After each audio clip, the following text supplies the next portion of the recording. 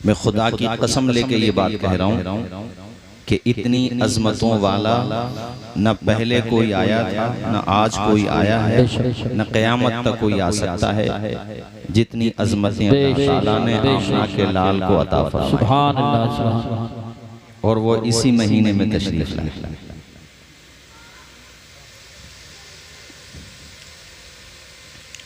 और एक जुमला और सुनो आप, इतना तस्करा भी किसी का ना हुआ, न आने से पहले, न आने के बाद, और न दुनिया से तशरीफ ले जाने के बाद।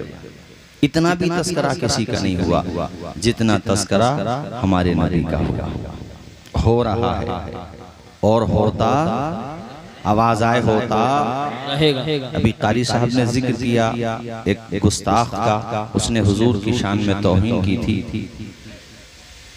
हमारे आला हजरत ने साफ ऐलान कर दिया, रहेगा यूं ही उनका चर्चा रहेगा, पड़े खाक हो जाएं जल जाने वाले। मिट गए मिटते हैं मिट जाएंगे आदा तेरे, न मिटा है न मिटेगा कभी चर्चा तेरा। किसी का जिक्र नहीं हुआ, बल्कि अब तो गूगल का जमाना है, आप सर्च करके देखो कि सबसे ज्यादा पढ़ी जाने वाली किताब कौन सी है, तो आपको जवाब मिलेगा कुरान। सबसे ज्यादा जबान पे जिस हस्ती का नाम आता है खुदा के बाद, वो नाम कौन सा है, आपको जवाब मिलेगा मोहम्मद। जोर से बोलो ना यार, जोर से। यानी कितना सल्लल्लाहु अलैहि वसल्लम, कितना ऊंचा मकाम है हुजूर, और इसको कोई नीचा नहीं कर सकता। एड़ी चोटी का कोई जोर लगा ले हुजूर के जिक्र को मिटाने के लिए, ये तो उस वक्त नहीं मिट सका जब कलमा पढ़ने वाले 4 थे। आज तो 2 अरब हैं। जब मुट्ठी भरते तब हुजूर का जिक्र न दबाया जा सका। वरफ़अना लका ज़िक्रक, अल्लाह पाक फरमाता महबूब आपके जिक्र को हमने बुलंद किया। तो ज़ैनुल आबिदीन और उनके घर वालों ने हुजूर के जिक्र की महफिल सजा के उसी फहरिस्त में अपना नाम लिखवाया है, गोया के। और आपने सबने आकर यहाँ मोहब्बतों का सबूत देकर हुजूर की बारगाह में खिराज अकीदत पेश करते हुए कहा है, निगाहे लुत्फ के उम्मीदवार हम भी हैं, लिए हुए दिले बेकरार हम भी हैं। हुजूर चश्मे तमन्ना की लाज रख लेना, तेरे गुलामों में ए शहरे यार हम भी हैं। आपने यहाँ आकर के ये साबित किया, यहाँ तशरीफ लाए, अपना वक्त दिया, यहाँ पर आए आप, इसीलिए तो आए ना। वरना शादी ब्याह में बाज लोग तूफाने बदतमीजी का बाजार गर्म करते हैं, डीजों के आगे मुस्लिम नौजवान रीचों की तरह नाचते हैं, मगर आपने कोई बेहुदा काम नहीं किया। और इसका नज़्मो नस्क और इसकी तरतीब आपने ये 4-5 रोज पहले भी नहीं बनाई, बल्कि मुझे ऐसा लगता है कि जिस दिन आपके घर पे शादी की तारीख रखी गई, उसी दिन आपने जलसे की तारीख रखी, जो कि कारी यूसुफ रजा साहब ने और हमारे मोहतरम एहसान भाई ने, जो हमारे माशाअल्लाह हम जुल्फ भी हैं, और सलमान ने भी, मुझे ख्याल आता है कि 3 महीना पहले ये तारीख लिखी गई है, लगभग 2.5-3 महीना पहले शायद, इतनी पहले। तो मतलब ये हुआ कि घर वालों ने ये मन बनाया कि जैसे ही शादी की तारीख रखी जाएगी, बारात जाएगी, बाद में नबी का जलसा होगा पहले। इसलिए कि जो कुछ मिला वो उन्हीं के सदक़े में तो मिला, जो कुछ मिला उन्हीं के। तुमने सुना नहीं हजरत हलीमा के बारे में, क्या था उनके पास, बताओ मुझे। उनकी हालत गुर्बत की ये थी कि आस पड़ोस के लोगों ने दूरी बना ली थी। जब किसी के घर पे कमजोरी हो ना, तो साया भी साथ छोड़ देता, परिवार की तो बात ही मत करो। और जिस सवारी पे वो बैठ के आई थी, वो भी बड़ी लागर और कमजोर सवारी थी, उन्होंने भी साथ छोड़ दिया कि इसकी वजह से रुके तब कैसे पहुंचेंगे हम मक्का। उन्होंने भी साथ छोड़ दिया उनका। जमाना जिसका साथ छोड़ दे, उसी का साथ देने के लिए तो आमना का लाल आया है। जिसका कोई सहारा नहीं, उसी का सहारा बनने के लिए तो आमिना का लाल आया है। अल्लाह अकबर। छोड़ दिया हलीमा को और वो पहुंच गई। पहले सारी औरतें अमीरों के बच्चे लेकर के आ गईं। हजरत हलीमा जब पहुंची पूरी सूरत हाल से वाकिफ हो गईं। आपने कहा कि खाली हाथ तो नहीं जाऊंगी। किसी ने मशवरा दिया तो फिर ऐसा करो, सरदार कुरैश हजरत अब्दुल मुत्तलिब के घर पे जाओ, उनका पोता है, उनकी बेवा बहू के घर पे जाओ आमिना के। खुदा की कसम सीरत इब्ने हिशाम वगैरह जो सीरत की उम्महातुल कुतुब मानी जाती हैं वो किताबें, सब में ये लिखा हुआ है कि हलीमा घर पे पहुंची, रुख मुस्तफ़ा की ज़ियारत की, दिल दे बैठी हलीमा, मन बना लिया कुछ मिले ना मिले हुजूर का दामन मिल गया, कुछ नहीं चाहिए बस हुजूर मिल गए, बात खत्म। जहन में ये बात भी कहीं ना कहीं है कि माल नहीं मिलेगा, मगर मैं कहता हूँ हलीमा तू मेरे नबी को पालने के लिए नहीं आई है, हुजूर ने तुझी को बुलाया है ताकि तेरे घर की परेशानियां दूर हो जाए। जरा जोर से बोलो। गोया के हजरत हलीमा दुनिया को पैगाम दे रही थी, दुनिया वालों कुछ मिले ना मिले मुस्तफ़ा मिल गए, बात बन गई। सुभान अल्लाह। फज़ले रब्बुल उला और क्या चाहिए, फज़ले रब्बुल उला और क्या चाहिए, मिल गए मुस्तफ़ा और क्या चाहिए। मेरे साथ पढ़ो सारे लोग। फज़ले रब्बुल उला और क्या चाहिए, मिल गए मुस्तफ़ा। अल्लाह अल्लाह। हलीमा कहती है जब मैंने आमिना के नूरे नजर लब्दे जिगर को खूने जिगर पेश किया, दूध पिलाया, अल्लाह के पैगंबर ने एक तरफ का दूध नोश फरमाया, दूसरी तरफ से अपना चेहरे पाक फेर लिया। मैं घबरा गई, अल्लाह ये बच्चा दोनों तरफ का दूध क्यों नहीं पीता। गोया के मेरे नबी ने पालने ही में बता दिया, अम्मी हलीमा अकेली नहीं आई हो, अपनी गोद में दूध पीता बच्चा भी लेकर के आई हो। अगर दोनों तरफ का दूध पीऊंगा तो तुम्हारा बेटा भूखा रह जाएगा। मोहम्मद किसी को भूखा रखने नहीं आया है, पेट से पत्थर बांध के भूखों को खिलाने आया है, प्यासों को पिलाने आया है। कौन देता है देने को मुँह चाहिए। यार मांडली के लोग कैसे मैं पहले से जानता हूं और कैसा सुनते हैं ये भी जानता हूं, इसलिए जो तुम्हारा रंग है उसी रंग में आओ। के बोलो झूम के सुभान अल्लाह और मचल के बोलो सुभान अल्लाह। कौन देता है देने को मुँह चाहिए, कौन देता है देने को मुँह चाहिए, देने वाला है सच्चा हमारा नबी। झूम के पढ़ो मेरे साथ। सबसे आला व औला। हाँ अब लगाना मांडली में जलसा हो रहा, सारे लोग मजल के पढ़ो। सबसे आला व औला, सबसे बाला व आला, खल्क से औलिया। सुभान अल्लाह। अरे इन्हीं बातों में लड़ रहे हो पिछले 50 सालों से। अरे भाई मांडली के लोग इसी बात के ऊपर तो बेचारे महाज खड़े क्यों हुए कि ना हुजूर को अपनी तरह ना कहो, तो फिर कैसे कहो, ऐसे कहो खल्क से औलिया। जी जी बेशक। अपनी तरह नहीं, रॉन्ग नंबर है, तो फिर कैसे कहें, जैसे हम कहते हैं वैसे कहो। और हमारी सोच के नहीं, हजरत जिब्रील का भी यही अकीदा है। हमारा तुम्हारा नबी ये भी जानता है आने वाली कौन है, तन्हा आई है या किसी को साथ लेकर के आई है। तुम कहते हो दीवार के पीछे का पता नहीं, अपनी तरह समझते हो क्या। उन्हें तो बचपने में पालने में जब बच्चों को पाकी ना पाकी का पता नहीं होता, उस जमाने में पता है कि अम्मी तन्हा नहीं आई हो। और दूसरी बात आका ने ये भी बता दी किसी का हक न मारो, हमारे नबी ने पालने ही में समझा दिया। ऐसी अजमतों वाला पैगंबर, ऐसी अजमतों वाला पैगंबर, गैर मुस्लिम समाज के लोग भी मेरे नबी के मौजज़ों को देखते हैं तो वह हैरत में पड़ जाते हैं कि बचपना ऐसा है तो जवानी कैसी होगी। बेशक बेशक। अच्छा इससे एक सीख मिलती है, चूंकि ये निकाह की भी रस्म अदा होनी है। हुजूर ने हमें पालने ही में एक पैगाम संदेश दे दिया जी जी कि हक न मारो, बेशक अपने सगे भाई का हक न मर जाए। इसीलिए तो अपने भाई के हिस्से का दूध छोड़ा ना उन्होंने। बोलो जोर से। क्या कहने, वाह वाह वाह, तो बीवियों का हक अदा करो, शौहरों बीवियों का हक अदा करो, बहुत अच्छी बात। बेवजह परेशान न करो, मार तोड़ न करो, छोटी छोटी बातों पे झगड़े न करो। बीवी हो शौहर का हक अदा करो,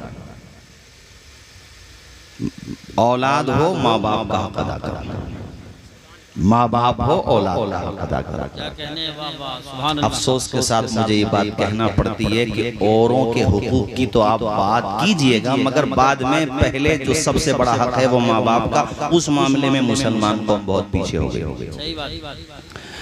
कारी यूसुफ रजा साहब ज़्यादा दिन नहीं हुए हैं, अभी हम किसी काम से किसी के घर पे गए तो वो बूढ़ी थी बेचारी, उन्हें मौका मिल गया मुझसे बात करने का। कहने लगी हमारा बेटा तुम्हारी तकरीरें भी सुनता, बात भी मानता है।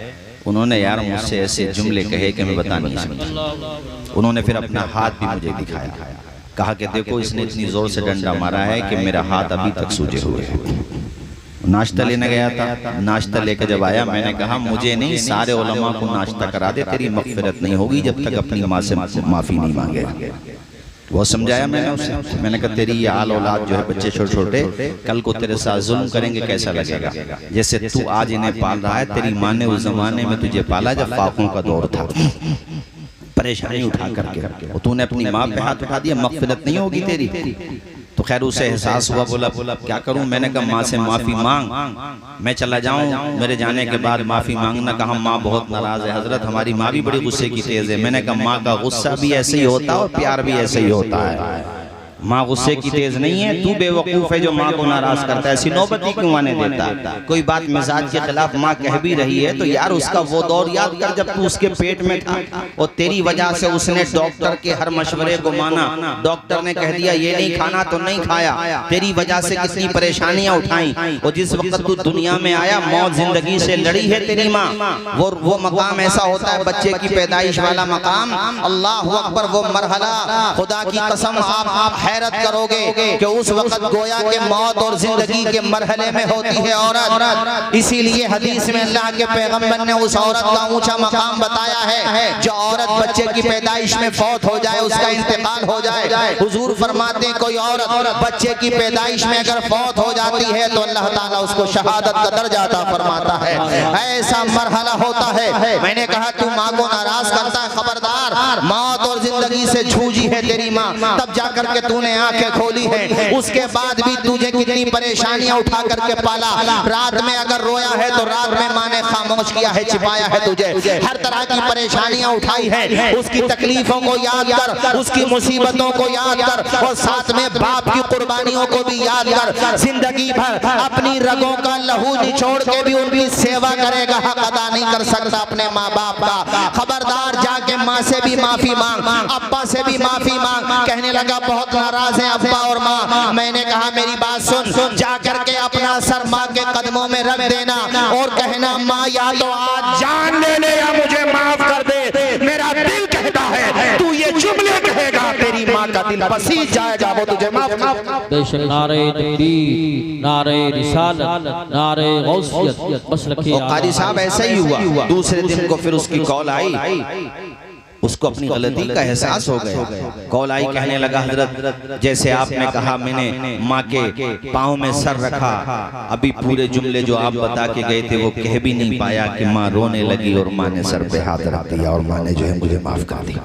मैंने कहा तुझे अंदाजा हुआ माँ क्या चीज होती है? अब एहसास हुआ। बैठे भाई यहाँ ज़ैनुल आबिदीन बैठे जिनकी बारात जाएगी नहीं है यहाँ पर।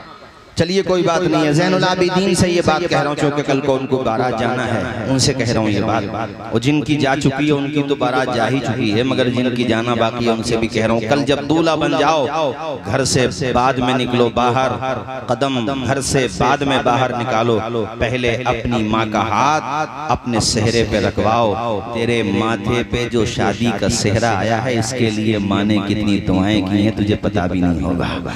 माँ की कभी तबीयत भी खराब हुई तो उसने यही कहा मालिक जिंदगी तेरी है, जब चाहे तू ले ले, मगर वो मोहलत तो दे दे कि अपने बेटे के माथे पे शादी का सेहरा देख सकूं।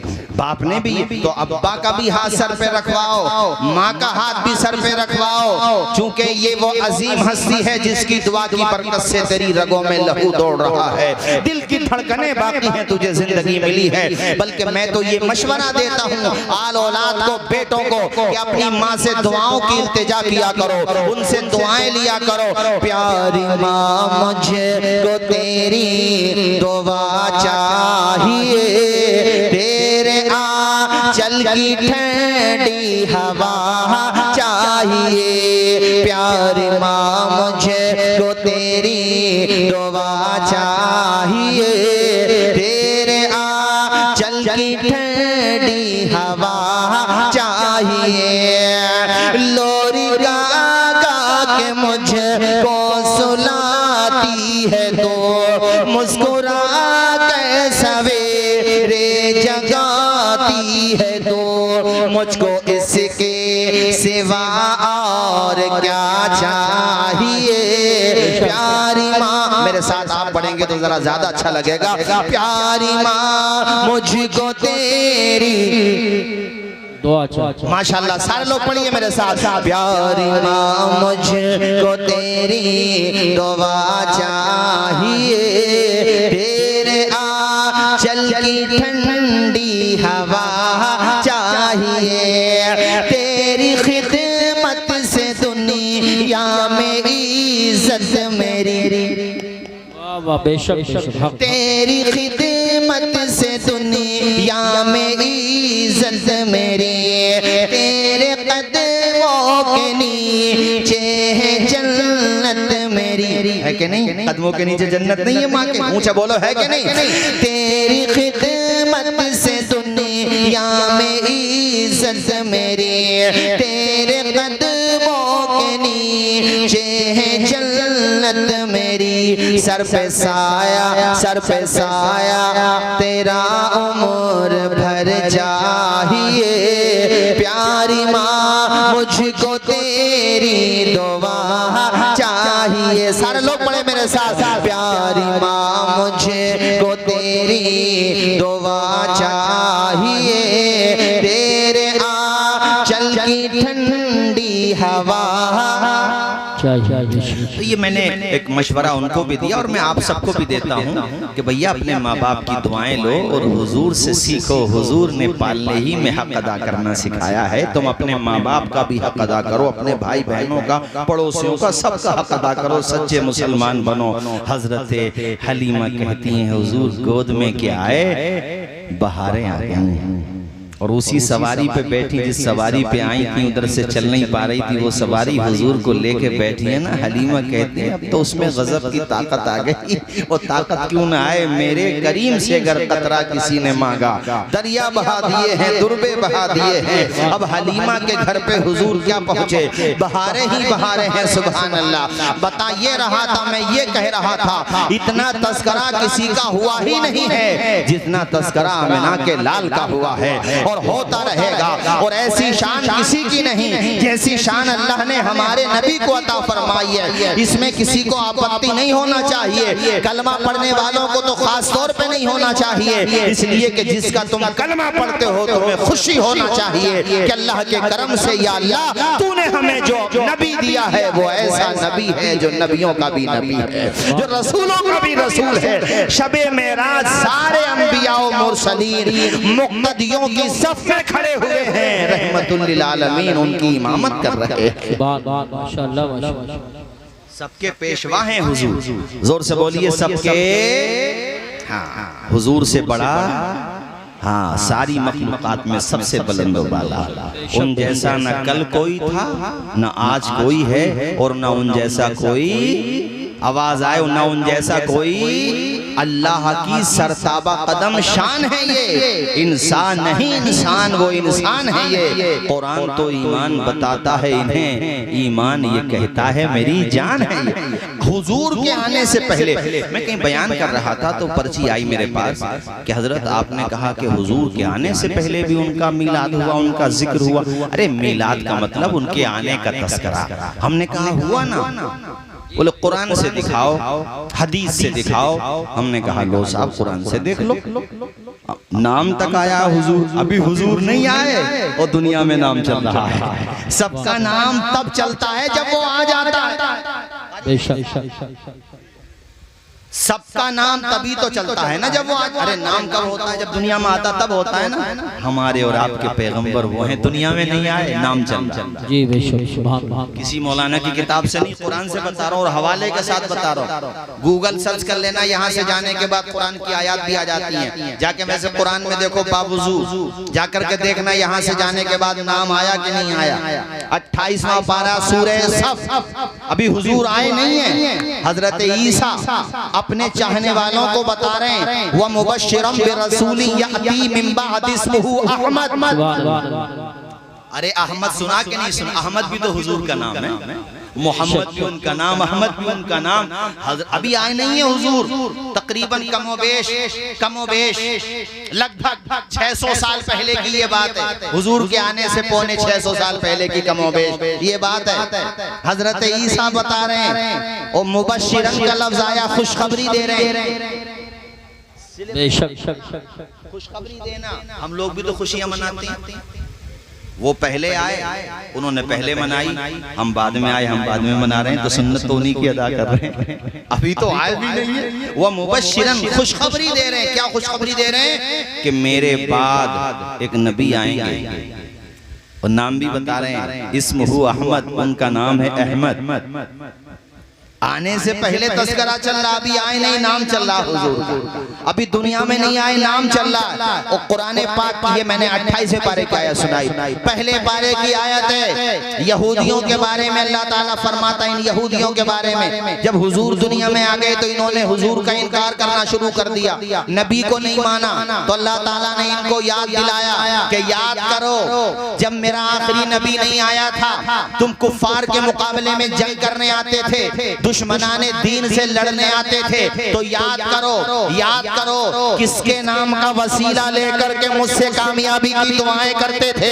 ए यहूदियों याद करो, तुम किसका नाम लेकर के, किसके नाम के वसीले से मुझसे कामयाबी की दुआएं करते थे। फलम्मा जाअहुम मा अरफू कफरू बिही, पहले तो नाम का वसीला लेकर के कामयाबी की दुआएं करते थे, वो तुम्हें कामयाबी मिलती भी थी। फलम्मा जाअहुम, जब वो नबी तुम्हारे पास आ गया, मा अरफू, जिनको तुम पहले ही से पहचानते हो, तो अब तो मानना चाहिए था ना। कफरू भी, अब इनकार कर दिया। जी जी बेशक। मा अरफू का लफ्ज है, पहचानते, बेशक सिर्फ जानते नहीं थे, पहचानते भी थे। और दूसरे बारे में तो यहाँ तक आया कि ऐसे हुजूर को पहचानते थे वो लोग जैसे आप लोग अपनी आल औलाद को पहचानते हैं। किस तरह पहचान? एक एक निशानी जो तौरात में आई थी हुजूर की, सब पहचानते थे। वो हुजूर को देखते पहचान लेते थे, देखते पहचान। मगर ईमान नहीं लाए। ईमान वो लाता है जिसके लिए हिदायत का दरवाजा मेरा रब खोलता है।